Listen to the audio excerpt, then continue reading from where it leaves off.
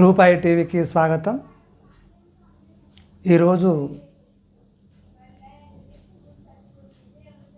ముఖ్య విషయం ఏమిటంటే, గ్రామ పంచాయతీ ఎలక్షన్లో ఓడిపోయినా గెలిచినా ఏమి జరుగుతుంది గ్రామాలకు అనేది ముఖ్యమైన ప్రశ్న. ఈరోజు ఎలక్షన్లో మినిమం ₹1,00,00,000 పెట్టిన వారు ఉన్నారు. జిహెచ్ఎంసి హైదరాబాద్ సరిహద్దు గ్రామాల్లో ఒక విలేజ్లో 17 కోట్లు ఖర్చు పెట్టి సర్పంచ్గా పోటీ చేయడం జరిగింది. ఇంత డబ్బు పెట్టి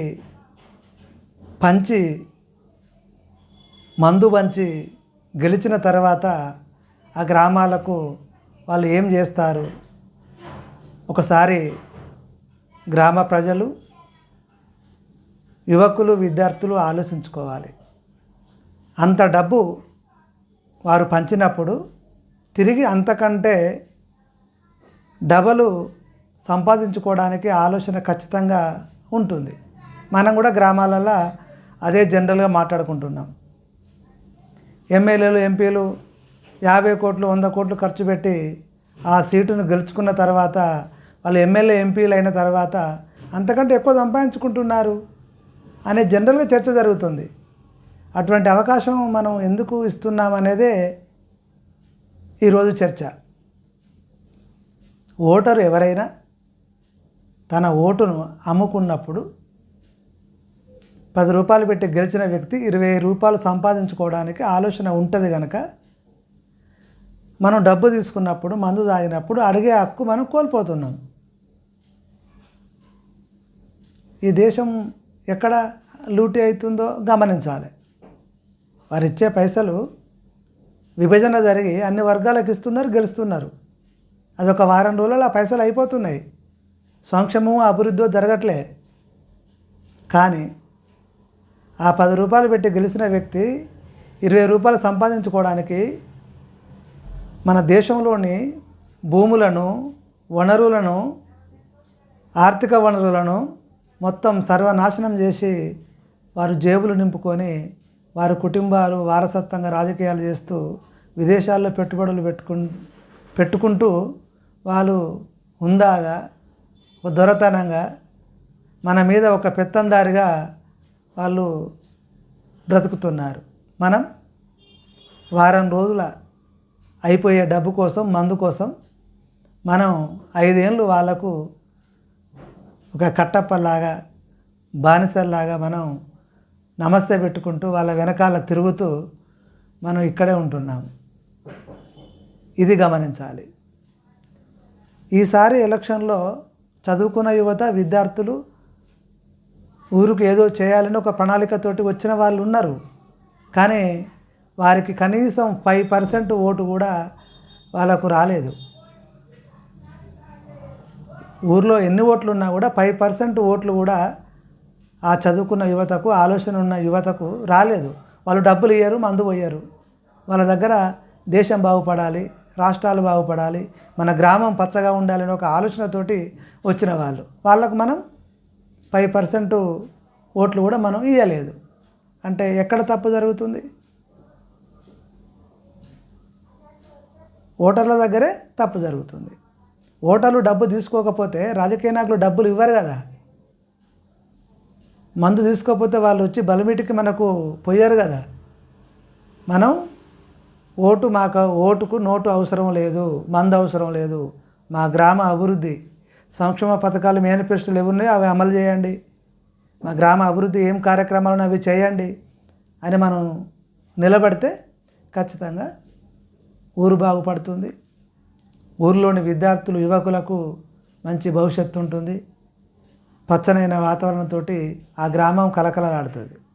అలాంటివి కాకుండా మనం మందు తీసుకొని, డబ్బు తీసుకొని ప్రశ్నించే తత్వాన్ని మనం కోల్పోవడం వల్ల మనం 5 సంవత్సరాలు చీకటిలో ఉంటున్నాం. కాబట్టి ఇప్పటికైనా ప్రజల్లో మార్పు రావాలి. ప్రజలే ఆలోచించాలి.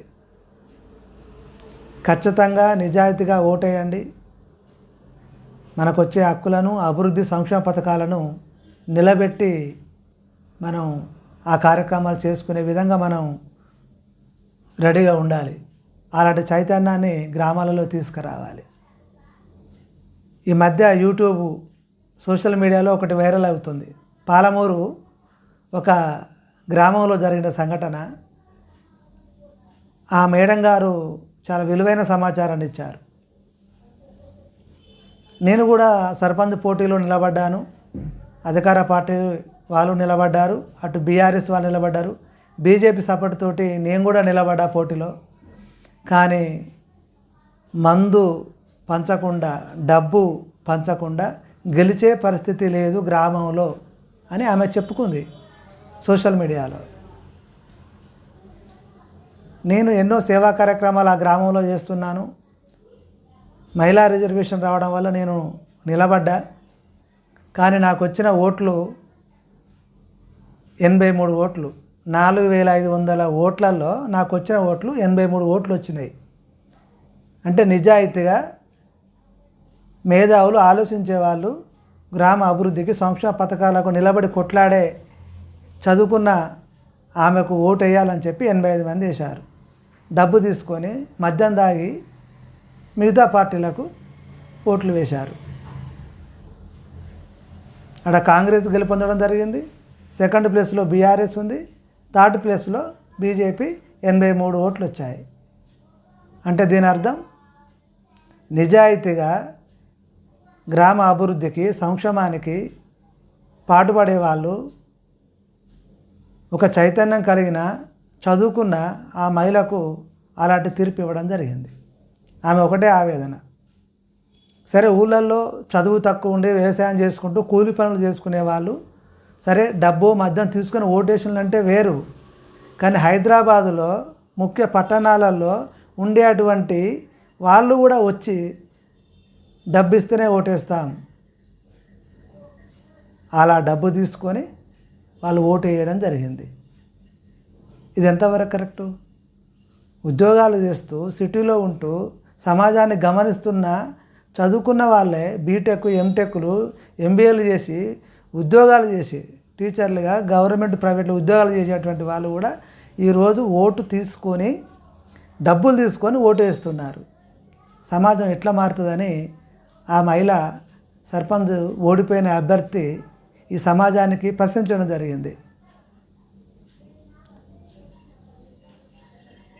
టీచర్స్ ఎలక్షన్లలో, ఎమ్మెల్సీ ఎలక్షన్లో కూడా టీచర్లు కూడా డబ్బులు తీసుకొని ఓటు వేయడం జరిగింది. ఈ దేశం ఎటుపోతుంది అని ఆ మహిళ ప్రశ్నించడం జరిగింది. దానికి సమాధానం ఈ టీచర్లు చెప్పాలి. సమాజాన్ని మార్చే టీచర్లే డబ్బులు తీసుకొని ఓటేసినప్పుడు మామూలు వ్యక్తులు, మామూలు వాళ్ళు ఎట్లా పరిస్థితి? వాళ్ళ ఆర్థికంగా లేకనో ఆ రోజు తృప్తి కోసమో తీసుకుంటా అంటే సరైన చదువు లేదు, అవగాహన లేదు. కానీ టీచర్ల ఎలక్షన్లో టీచర్లు 2000, 3000, 5000 తీసుకొని ఓటు వేయడం జరిగింది. ఈ దేశానికి వాళ్ళ యొక్క మేధాతనం ఏం ఉపయోగపడుతుంది? ఈ సమాజాన్ని మార్చే టీచర్లే ఆ విధంగా ఉంటే ఏ విధంగా సమాజం మారుతుంది అని ఆ మహిళ ప్రశ్నించడం జరిగింది. మొత్తం సమాజాన్ని గమనించినప్పుడు మనం ఖచ్చితంగా పైసలు తీసుకోకుండా, మద్యం సేవించకుండా మనం ఓటు వేసి నిజాయితీగా మనం ఉన్నప్పుడే మన గ్రామాలు, మన రాష్ట్రాలు, దేశం అభివృద్ధి అవుతుంది. అన్ని వనరులు మనకు అందుబాటులో ఉంటాయి. సంక్షేమ అభివృద్ధి పథకాలు ఖచ్చితంగా 100% అమలవుతాయి. అలాంటి సమాజాన్ని నిర్మించాలంటే ప్రజలు మారాలి. సమాజంలోని ఓటున్న ప్రతి వ్యక్తి ఆలోచించాలి. అలాంటి చైతన్యం కోసం ప్రతి ఒక్కరూ ఒక మోటివేట్గా రిలాక్స్ అయ్యి ఖచ్చితంగా ఒక చైతన్యమైనటువంటి సమాజాన్ని నిర్మాణ భాగంలో ప్రతి విద్యార్థి, యువకులు, టీచర్లు, అన్ని రకాల ప్రజలు ఆలోచించాలని కోరుకుంటూ ఈ మార్పులో భాగంగా రూపాయి టీవీ ఖచ్చితంగా తమ వంతు సాయంగా మంచి మంచి వీడియోలను చైతన్యపరిచే విధంగా ఖచ్చితంగా మీకు అందుబాటులోకి మంచి వీడియోలను తీసుకొస్తుంది. జై హింద్.